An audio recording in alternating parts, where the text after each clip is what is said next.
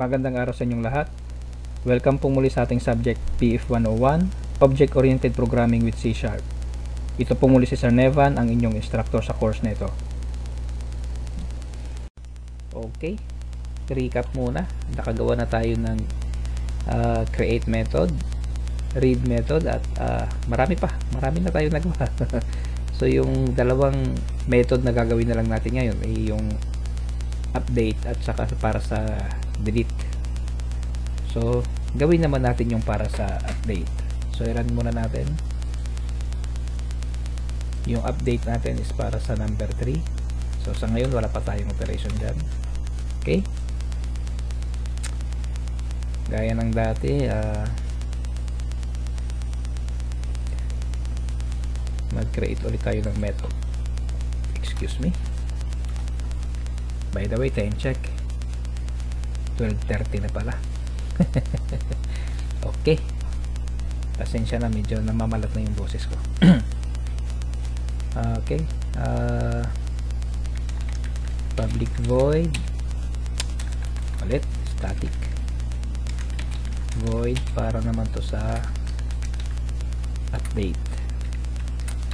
Okay, so gaya ng dati, clear muna natin. Yan, i-clear muna natin lahat para para siya lang yung nakikita natin. So una,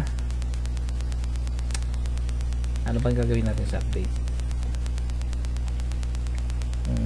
Siguro ipakita muna natin yung list, yung list ng okay, pakita muna ulit natin yung list ng natin. Copy ko na ito para malaman niya kung ano yung gusto niyang i-update. Okay, so ganyan ba, then for each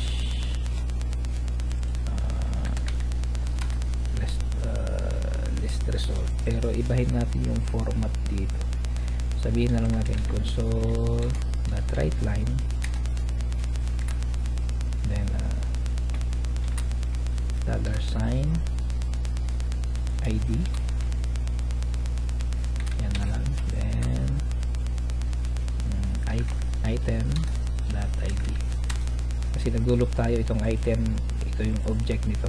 Okay, then siguro lagyan lang natin yung space, style lang, so name, then open and curly braces, item.name, space ulit, para sa type,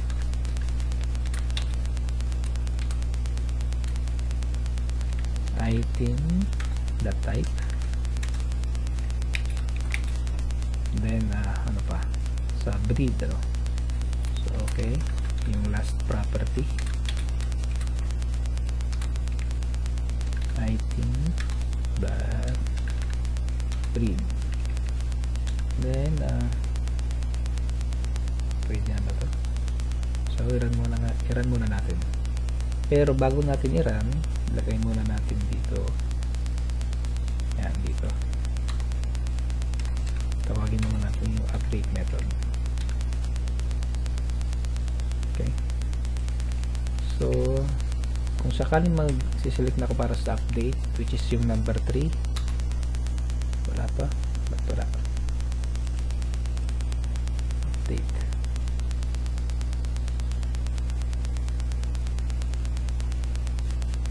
ano ba yung nangyari, bakit nawala?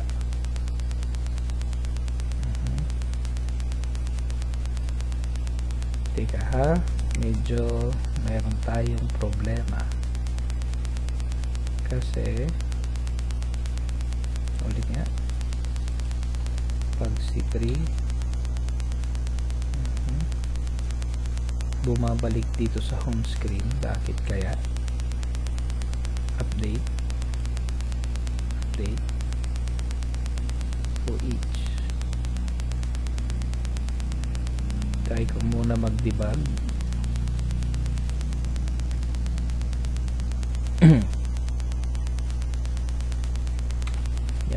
pasok naman tayo dito. Clear. Okay naman. Then ito naman. So ano kaya ang problema nito? Try ko muna maglagay ng console.read. Tingnan ko lang kung mawala yung problem. Okay. So kailangan lang ng console. So ito yung makikita niya, no? O makikita natin yung ID, yung names, yung type.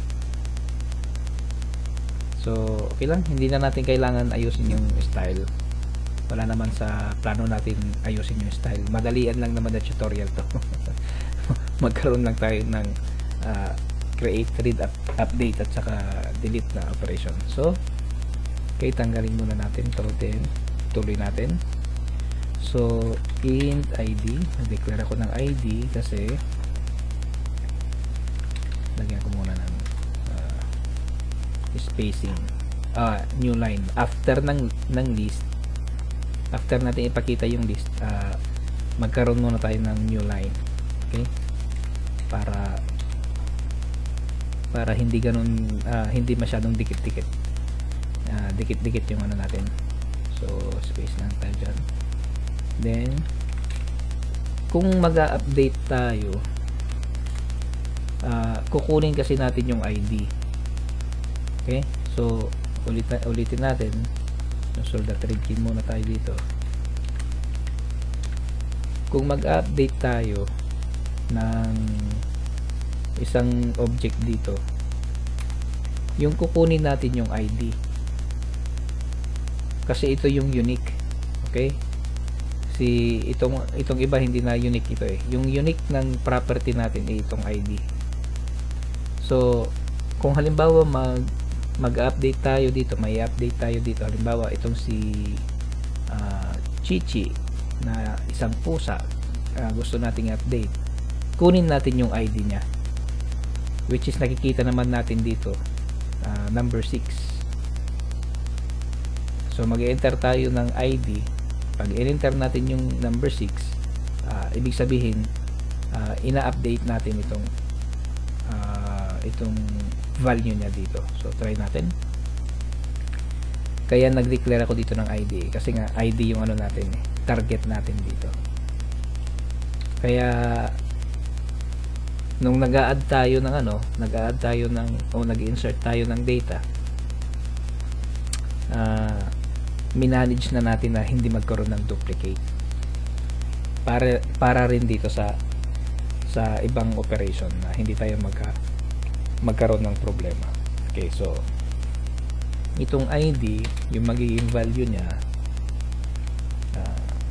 tignan muna natin in .parse console.readline. Okay, maglalagay pa lang tayo ng value ng ID. Then create ulit tayo. Then animaldb pets, pwedeng hindi, bago yan gawa tayo ng single or default. Kukunin natin yung isang sequence dito na mayroong ID equivalent ng ID na i-enter natin. So sabihin natin x.x.id equals to ID. Yan. Kung ano yung i-enter natin dito, i-compare natin lahat ng ID dito sa natin, static data. Yan dito. Titingnan natin kung existing yan. Kasi kung existing yan, makukuha natin yung pet na yan. So gawa tayo ng condition dito bago tayo loop na rin. gawa tayo ng while loop din.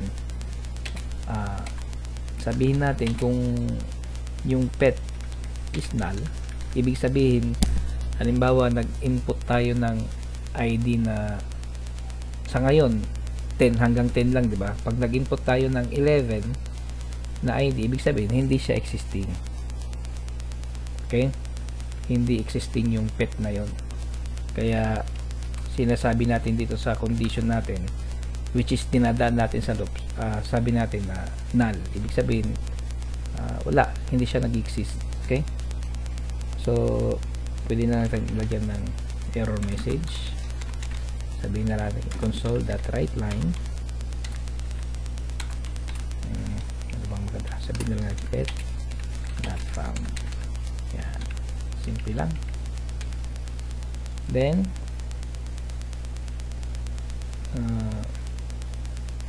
ano ba mangyayari pagkatapos? So dapat dito magano muna tayo, ano? Sabihin natin console, parang ano muna, information muna, enter pet ID.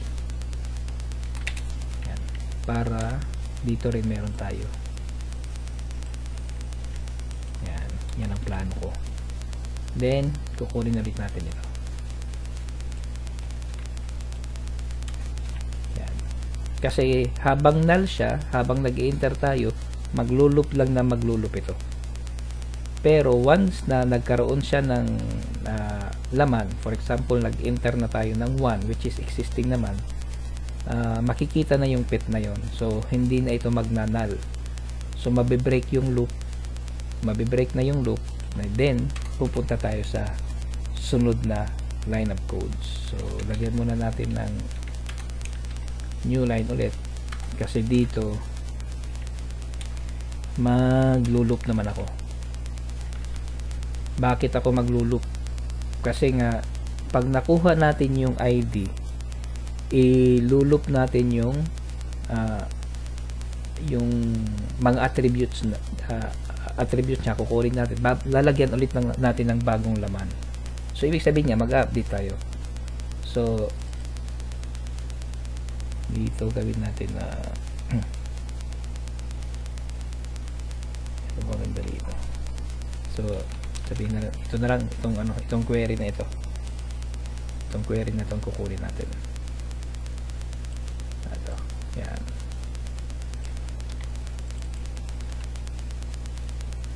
So may error ako kasi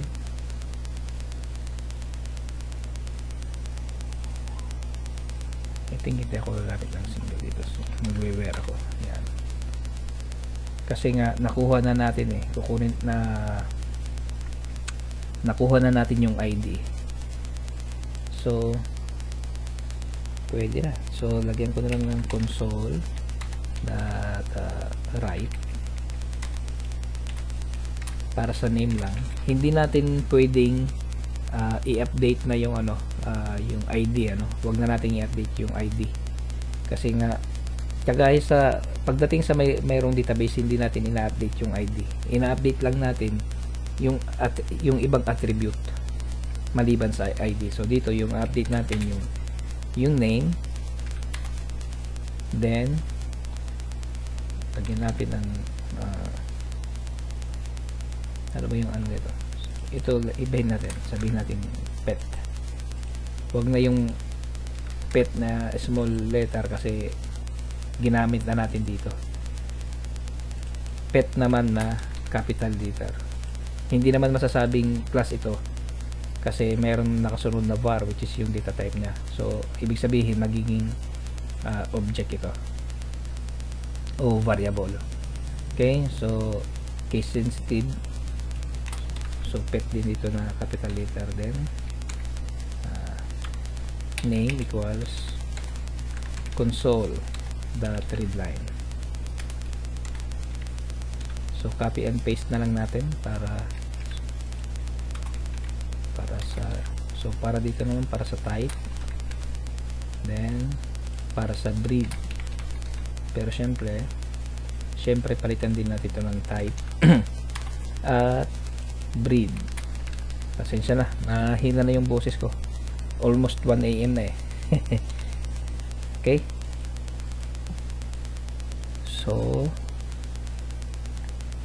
So dito, ang mangyayari dito pag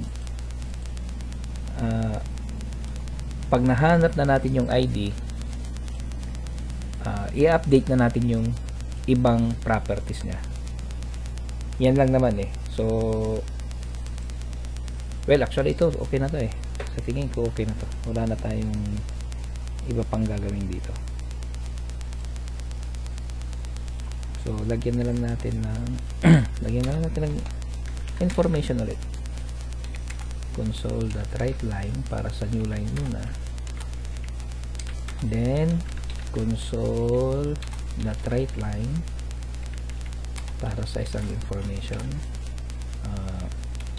Sabihin lang natin selected pet has been updated.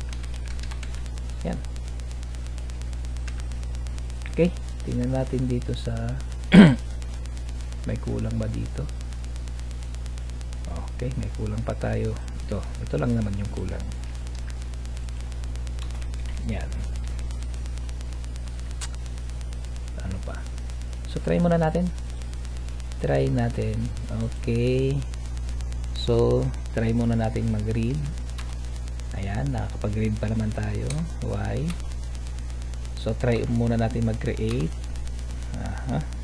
Sabihin natin 11 kasi wala pa naman, for sure wala pang 11. Jack, dog pa rin, breed Doberman. So yan, pang last yan eh. So pag new pet has been added to list. Yes, tingnan natin. Read. So andito na si Jack. Ngayon naman itatry nating i-update. Okay, so back tayo. 3.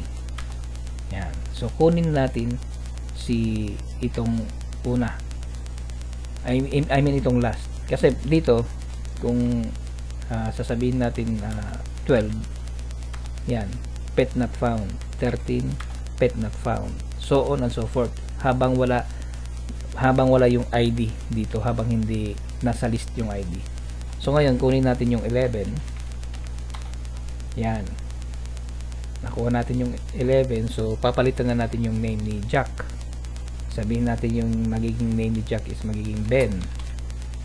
Then yung type niya cat pala siya, hindi pala siya dog. Tapos Persian cat pala yung ano niya, yung breed niya. Yan. So nasa pang last ulit tayo. Pag nag-enter ako dito, updated na itong ano ni Jack. Okay? Updated na itong information ni ID 11. So try muna natin. Selected paste, I mean selected pet has been updated, hindi paste. selected pet has been updated. Then back tayo sa home screen. Then read natin ulit kung nag-iba nga. Ayan. So hindi na siya si Jack, hindi na siya dog, hindi na rin sa Doberman. So nakapag-update tayo. Okay, back to home screen. So ngayon yung last operation na lang yung gagawin natin, yung para sa delete. Pero syempre gawin na rin natin yan sa susunod nating video. So stay tuned, please like the video at mag-subscribe na rin sa ating channel. Bye bye.